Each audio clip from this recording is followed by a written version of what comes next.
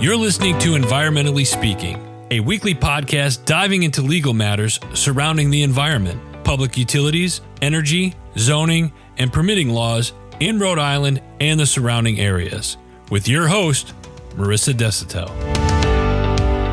Hello, everybody, and welcome to this week's episode of Environmentally Speaking. Hi, everybody. I'm attorney Marisa Desautel. I practice environmental law in Rhode Island and Massachusetts. And I'm Clarice. I'm coming in with questions, topics, things that have popped up in environmental news. And today's topic is not necessarily environmental news directly. It has an environmental impact, but I was excited to talk about it anyway, because it's very close to home. We're talking about Fall River's Route 79. Route 79. It sounds like it might be scenic or epic in some other fashion. Is that right? No. Lord, no. Okay. As a Fall River native, I am confident in saying it's okay. It's an okay route. It divides. So the main issue here with Route 79 is it literally goes along the waterfront. So there's a tiny sliver for those of you who haven't been down this route or by Fall River's waterfront. Fall River abuts the Taunton River, and right along the edge of the river, there's tons of activity and businesses. There's restaurants. There is the Battleship Cove.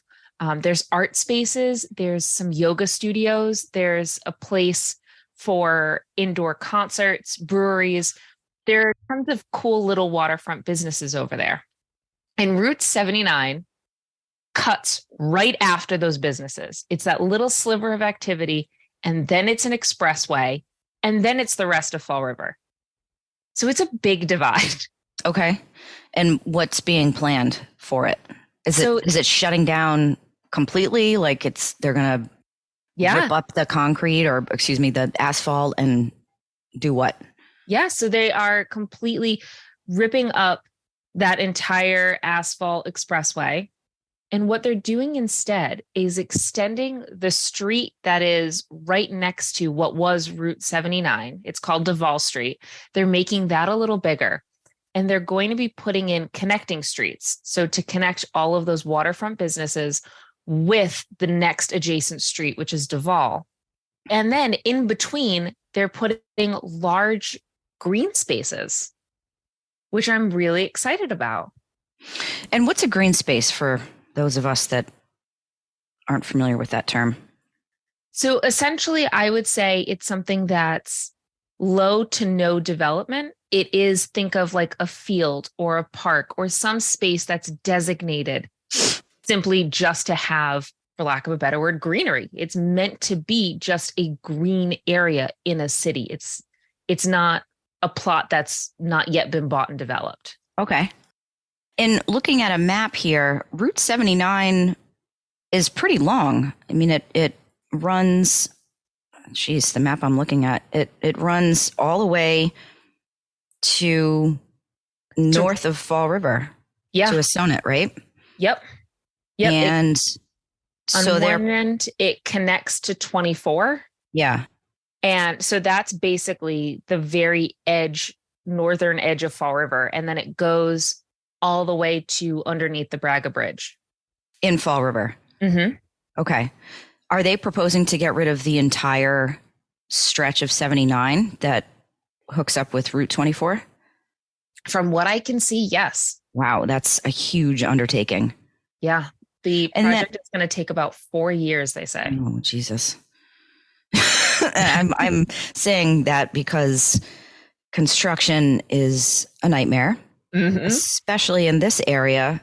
Mm-hmm. I'm not super familiar with it, but I've been to the Cove restaurant and marina several times, and construction in that area is going to be difficult because it's such a narrow space to begin with. Yeah. Yeah. Okay. But the good news is the street that they're planning on routing majority of the traffic to, Duval Street, already exists and already has a similar path to the highway. So you can still go in the same direction and get that straight shot. The only difference is they're going to widen Duval Street first to accommodate the overflow of the people who were on the expressway. And I assume that the speed limit is going to decrease. I right? would so too. Once it's rerouted, I'm not sure, but I'm definitely not highway speeds. But I don't know if it would decrease from what Duval's average street speed would be. But okay. I'm mostly excited for the idea of, and tell me if you've seen this before or how frequent this is, the idea that a city or, some sort of town place is removing a highway in favor of more green spaces. To me, that was really unique and something I wanted to bring to the podcast today. Is that common? If it was true, I would say no, it's not common. But in typical Marisa fashion, I reviewed the article that you sent over associated with the project, as well as the Massachusetts Department of Transportation website.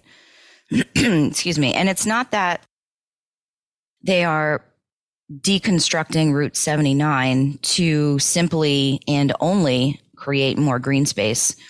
They are also taking down that expressway to access area that can be developed. Currently, the expressway land area is owned by the Commonwealth of Massachusetts. It's state property. So they've got the right and the opportunity to either sell that land for redevelopment or lease it to a private party for redevelopment, or figure out some other state property type of project that might go in there. It's a lovely idea to get rid of an expressway in order to create more green space, to create more access for the neighborhoods, and to create just a better aesthetic. But in my opinion and experience, that's not the only intent here. Yes, I think that's a great point. I agree. That's not the driving force of this project. I think the driving force, like you had said, is to create more flow of commerce to that area. Yeah, I agree. It looks like there's 19 acres of developable land, including green space. So they are going to earmark and set aside some of that property for park settings, and it looks like they've considered some kind of art installation or some art. They're saying art is going to be happening. I'm not really sure what that means, but substantial. Yeah, I loved that quote. With art happening. Does art happen? Is that the verb that you use when you're talking about art? That sounds like a very an urban 90s thing. Art happening. Yeah. I thought art just is. I feel like Gertrude Stein. Art is. Anyway, so the cost of the project is estimated at around $135 million. It's going to be funded by both the state and federal government. And it looks like some of the city, it looks like the city is going to be kicking in some of the funding as well, because they will have to disrupt existing infrastructure, including the city's combined sewer overflow. Yeah. And going back, another thing that they had mentioned too in the plan was the idea of sustainable landscaping.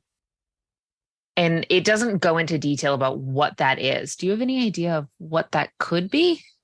What's the phrase again? Sustainable what? Landscaping. Sustainable landscaping. No idea. The only time that I've ever heard of sustainable landscaping were for our more desert and arid states, sort of removing that idea of a green front lawn in lieu of pebbles and cactuses, and sort of leaning into the environment. In Arizona, it doesn't necessarily make sense for everybody to have a full lawn and instead do things like that. So I'm wondering what that looks like in a New England setting. We'll have to keep posted. I just Googled it because I've not heard of this phrase before, but in looking at the definition, I am familiar with the concept. Sustainable landscapes are meant to sequester carbon, which means that they're meant to capture carbon, provide some kind of method to improve or clean air and water, increase energy efficiency, restore habitats, and create value. So it wouldn't be grass.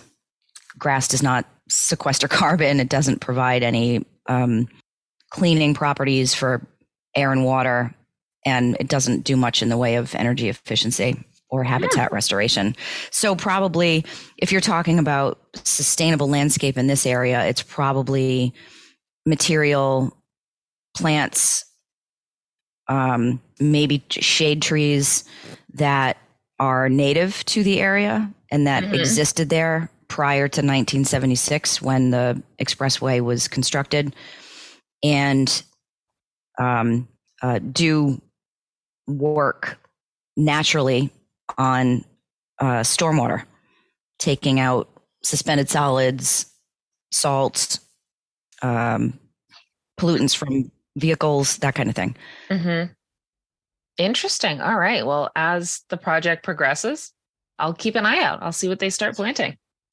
Yeah, I'd be interested to see the stages of it over the next 4 years, starting with the widening of, is it Davall Street? Is that how you say it? Davall.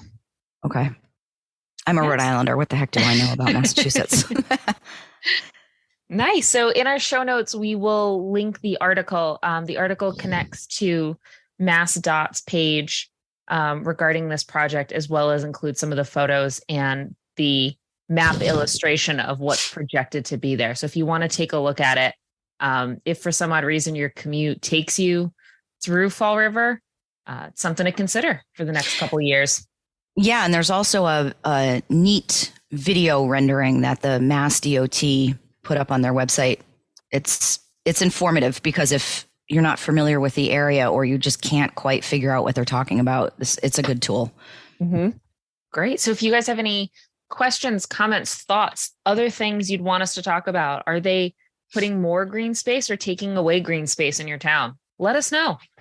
You can reach out to us on all of the socials at Desautel Law. You can send us an email at help@desautelesq.com. And we want to hear your comments, your thoughts. Reach out to us. Thanks, everybody. Thank you for listening to this episode of Environmentally Speaking. If you're in need of an environmental attorney, we are here to help. Call us at 401-477-0023 or visit our website at www.desautellaw.com. That's www.desautellaw.com.